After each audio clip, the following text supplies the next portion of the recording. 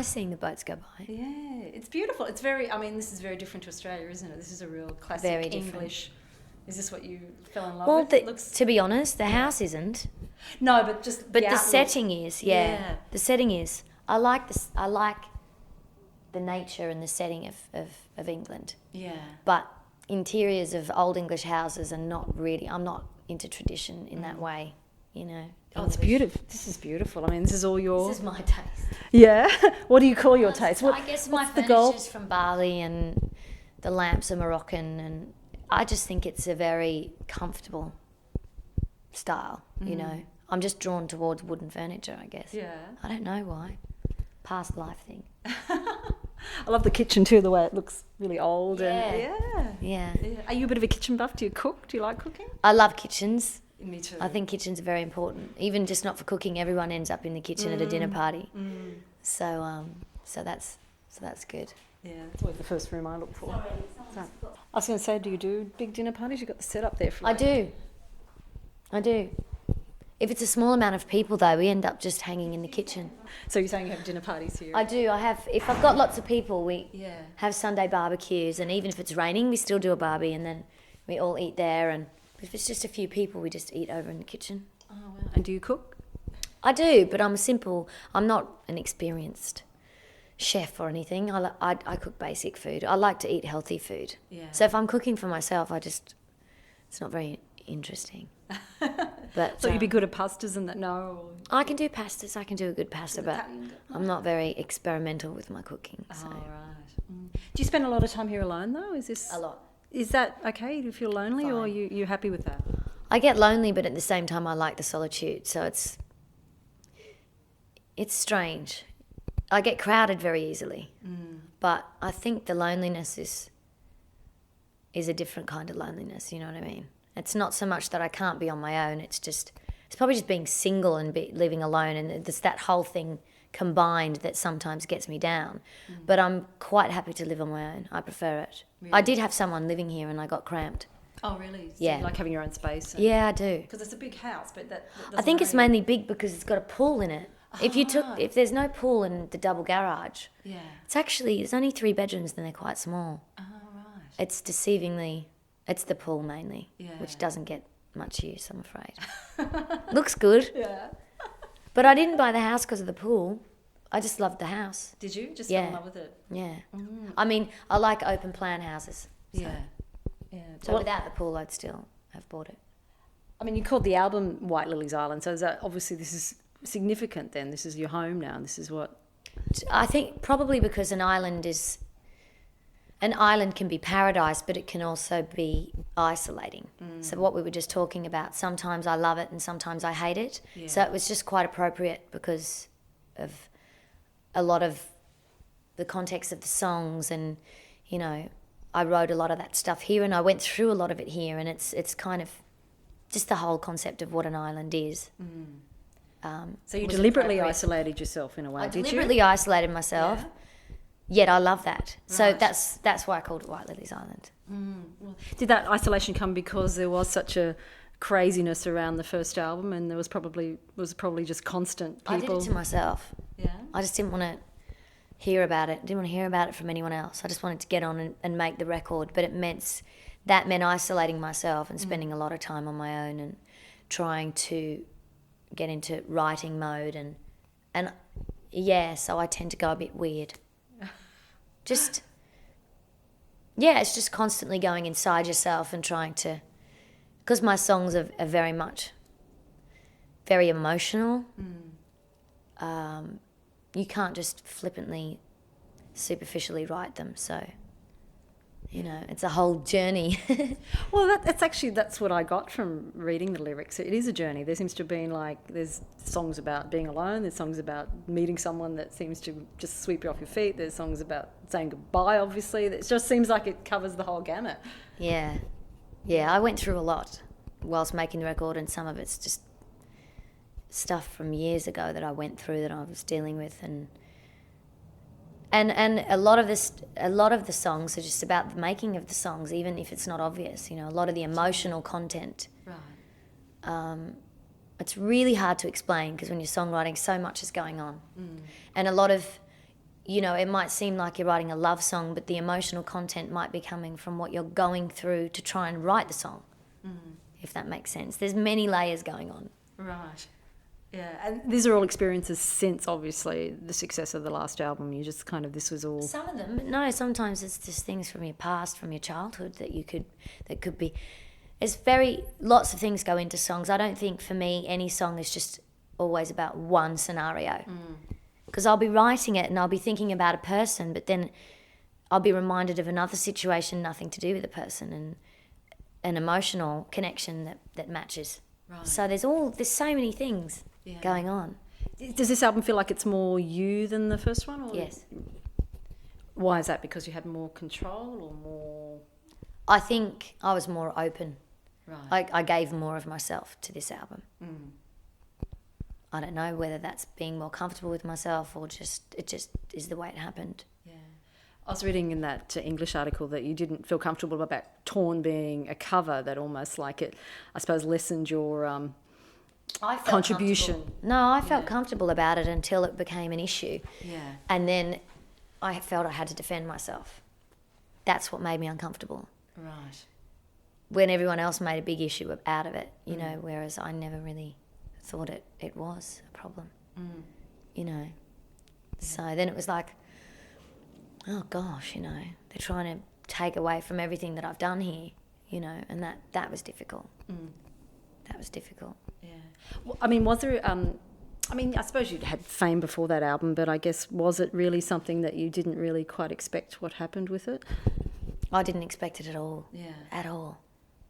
But was there a real adjustment period where you were like, oh my God, what is going on? The whole thing, and after it was over. Really? It was just like, what was that all about? You know, how did I manage to get myself in that situation, and why, and where did it come from? And at the same time, wow, this is really exciting, and I'm so grateful, and mixed emotions. Lots of things going on. Yeah. But it lasted till it was well and truly over. Yeah. Because even, things like US success, which is not something, even like Kylie Minogue hasn't really, that's nothing to be taken slightly. You've actually really achieved an incredible amount for an Australian artist. But, and you know what? Yeah. That could have been it. Yeah. I've taken a long time to make this record. Who knows? Are you Who knows if that's the end of it? Philosophical about that, are you? Totally. Yeah. You're only as good as your last record, and you should never assume that things are going to be smooth. I know that because I've lived through that, you know. Nothing's ever set in stone. So anyway, to experience that once is fantastic. If I can keep the momentum going in the States, even better. Yeah. But I'm not kidding myself. I'm not assuming that at all. Being very realistic about it. Yeah. I didn't tour America. You know, I should have. Work it right. Well, no, I should have done a tour, but I didn't feel confident. I wanted to make 2 records and then tour America. Yeah. That could have been suicide. But, you know, I was about concentrating on the music and getting the music better, and I thought I'll do a better show with 2 albums, so... Just took a bit long. Exactly. But I just made my own rules, and everyone's now like, you know, you should have toured. And I'm like, I probably should have toured, shouldn't I? Whoops. But I'm glad, because imagine if I toured, the album would have taken... I'd still be writing it now. Did you expect it to take this long, or did... No. Right, so you were probably meant to deliver an album a lot earlier than this. Is that... No, my delivery date, I finished a day before the delivery date. Oh, okay. So I did read that you, this might be just tabloid, that you were penalised or something. That's right. Basically, my deadline was coming up, and nobody said anything to me. The fact is, contractually, if I didn't finish, they didn't have to pay me. Right. But I did finish. Right. So there was no problem. Oh, okay. That was just I read smoke. That you lost $1 million or something. No, that didn't happen. Not at all. I could have if I didn't. I could have not been paid. Right. If I didn't finish on time. But you actually. But nobody threatened me with that. That was just a fact. Right. That's just. Record companies don't need to remind you of that. In fact, they probably wouldn't, because I'm sure, you know, they prefer not to pay you. Maybe, I don't know. But so that was just fact. So you weren't like under pressure going, what's the story? Come on, you know, it's been a while. No. Right. I mean, obviously they wanted me to finish. They would have liked me to have finished a long time ago, but they're also not stupid, and you can't force an artist to work any faster. Yeah. What the company did know was I was working really hard on it. And that's all you can ask, really. I mean, they couldn't. What were they going to do? Yeah. stand over me with a gun to my head. You know, there's only so much that they could do, and nobody wanted the album finished more than me. Right. Nobody. Yeah. So if anyone was pressuring anyone, it was me living with that in my own head. You've got to be finished. You've got to hurry. You've got to hurry. But I can't hurry. Don't relax. Blah, blah, blah. So. But what you wrote about, 45 songs? Is that right? You had a hit? 62. 64. It was over 60. Why? At what point did you go, I think I've written enough? When I had 12 songs that were acceptable. Really? Yeah. To my standard. Really? Yeah, and I could have kept going. I could have kept going. going. They're still not good enough. I could have kept going. Really? Yep. So do you think you're just too much of a perfectionist, and at some point you've just got to go? I got to a point where it was like, you know what? Let it go, Nat. Just let it go. And when I finally did that, I was like, you know what? It's a good piece of work. Chill out. Just let it go. You've worked hard. That's your second album. Live with it. Yeah. You know. So what was the last song you wrote on that album? What would have been the most recent? Good question.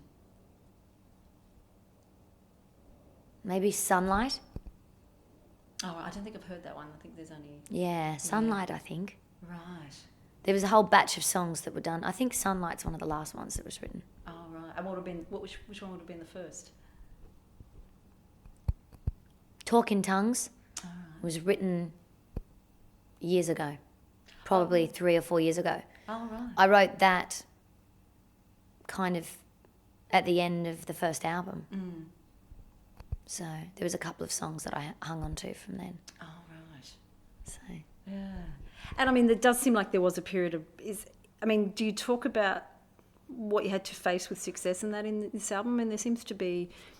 I don't know, it seems to me like songs that you're dealing with being on your own and that, as we were saying. Is that what... Not so much about the success, because I don't really have a problem with it. Yeah. Like... You wanted it, didn't you? I mean, really, as a kid, is this what you dreamed of? I'm not uncomfortable. Yeah. I'm not uncomfortable with my position in life, my career. I don't get that much attention. It doesn't affect my life. Like, I'm not that famous that, you know, I get mobbed when I leave my house. I'm really not. Posh Spice or something I'm really like not that famous. Yeah. Or maybe I'm not that media worthy. I know I'm in the papers in Australia. Yeah.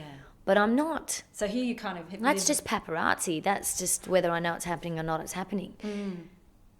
It doesn't affect my day-to-day life. So you walk around here and... I walk around everywhere. Really? Without bodyguards. Nobody pays much attention, honestly. I hardly sign autographs. So to me, it's like, well, it's not that big of a deal. When you're on a tour or you're going to perform somewhere, there's going to be fans there. Yeah. But you just walk past them into the... It's really not that big of a deal. Do you have a quieter life here than if you walked around Australia? Is that Australia's more attention. Oh, really? Oh, yeah, because, you know, to be Australian and be successful overseas, they think that's kind of cool. And, you know, when I'm home, if I lived at home, it might be different. I don't know. Or maybe I'd get less attention if I lived at home, because I'd be home all the time and they'd get used to it. Yeah. Because I don't live there, when I come home, people in the street, they know I don't live in Australia. They're like, oh, Natalie's in Australia. So they're a bit excitable. But they're cool. Australian fans are cool. They don't come running up to me, grabbing my arm. Yeah. I'd say fans in England are more crazy than... Australians are just cool. They just go, hey, how you doing? Do you spend a lot of time at home, or do you still go back? Not enough. Really? Do you just kind of go back and see your family at Christmas and stuff, do you? I got 2 and 3 trips home over the last couple of years, a year. That was good. This year, I haven't been home at all since Christmas. Oh, really? So the Arias will be your first time back? That's the biggest gap for me for a couple of years. Right. So Arias will be the first time back? Yes. Right. You spending some time with your family while you get there? Or It'll be hard, because when I go home for work, it's a different vibe. I'm in a different headspace, and it's not quality time with my family. And they'll probably have to come to me in Sydney. I don't know if I'll have much time off, because, there's a lot going on out there that I'll need to do. I won't get quality time with them till Christmas, but it'll be nice to see their face and see my sisters and see my niece. Yeah. I mean, the last Arias you were at obviously was when you were nominated, and that, so this will be a little bit different for you, won't it? It'll be just introducing a new song. I went... Oh, yeah, I got a Special Achievements Award or something last. 2 years ago. Right. So that was quite good because I wasn't. The other time was quite scary winning so many, and I was just a bit. I think I was apologising for it because it was just like That's a very strange thing to do. I was like, sorry guys, you know. After the fourth time going up on stage, I just thought, oh God, they must be sick of seeing me up here. Yeah. It was all a bit much. And the next time round I was just able to enjoy being at the Arias and And this time we'll be just really being there and presenting performing a new song. Yeah. Yeah. I'm just more relaxed about it, I think. Yeah. But do you feel like you're just more relaxed about everything? Yeah. Just as you grow up? I think I'm just a bit older and more... Because you're a baby really when all that happened. Well, 22 or something? 23? Yeah, I think I was more scared of... I didn't want anybody getting really close. Media-wise, it was really tough for me. Yeah. And I was trying to give, but there was, people have spoke about it a lot. There was always a bit of a wall down. I think I'm a bit more open, and I think that's just age. Yeah, exactly. Just get more comfortable with myself, skin, don't you? Yeah.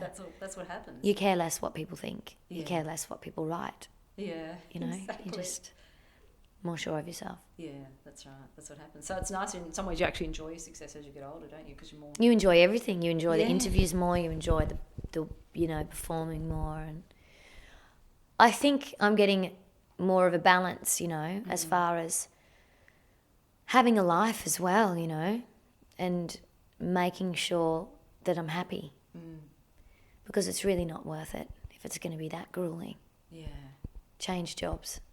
Yeah, if you're not going to enjoy yourself and chill out a little bit, then you spend most of your time stressed out, uptight, paranoid, and it's not worth it. So I'm just a bit more, I just want to enjoy my life. Yeah. This should be enjoyable. Yeah. This doesn't have to be difficult, and I think you can make it more complicated for yourself. So I'm trying to just chill out a bit and enjoy the ride this time. When you first came to London, I mean, was there just you finished with Neighbours. Was there just that thing of there's a bigger world out there? I mean, you could have stayed in Australia, I suppose. You could have made that decision, but you actually, you just wanted to come here and see what was... No one wanted to employ me. Really? Well, I was too recognisable from Neighbours. So you felt like you had to leave? I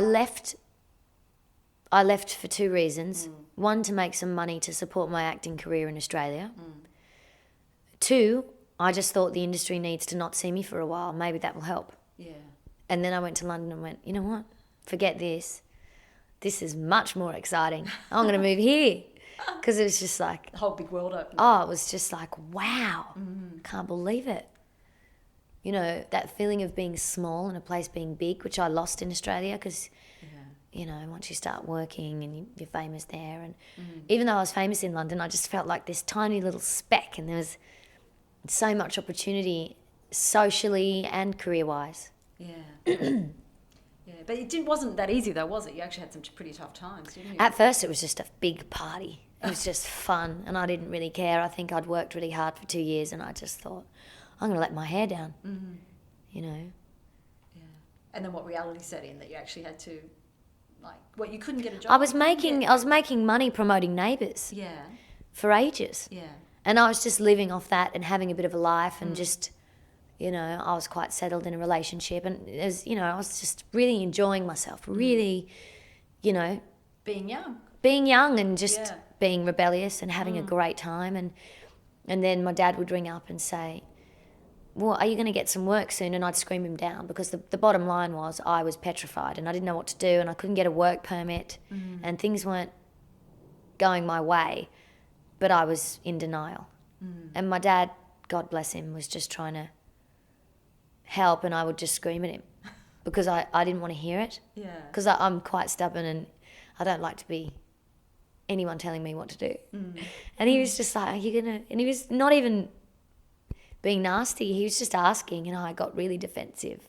I remember feeling awful when I got off the phone because I knew he was right. I had to get a job. So... But that's when you started writing songs. No, I kept pursuing the work permit thing. Right. You really thought acting... I more seriously attempted, and every door... They did not want to know about anyone from Neighbours. They knew who I was. It's like I was blacklisted. It was like they were going to make it impossible for me to work as an actor. And more, and the money going down, and I was getting desperate, and I was thinking, how am I going to live? I'm going to have to go home. And I was like, I am not going home with my tail between my legs. You know, I was just like, forget it. Yeah. And this little voice was saying, what about the singing? What about the singing? And I was like, I'd always put it off because it was a big fear. It wasn't for lack of want. Right. Because did you think you were a singer? Did you think you had confidence? I'd tried twice before. Right. It was going to happen. It wasn't a case of, I don't really want to do that, but I'll do it anyway. It was a case of, I want to do that more than anything, but now I've been on Neighbours. Is it a wise move?